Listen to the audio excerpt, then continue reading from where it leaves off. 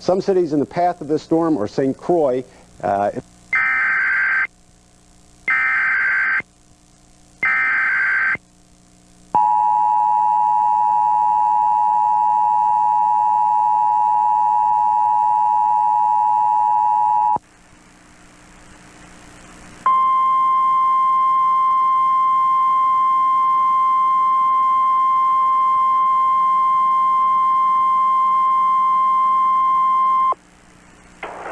The National Weather Service in Louisville has issued a tornado warning for Crawford County in south central Indiana effective until 10:15 p.m. Eastern Daylight Time.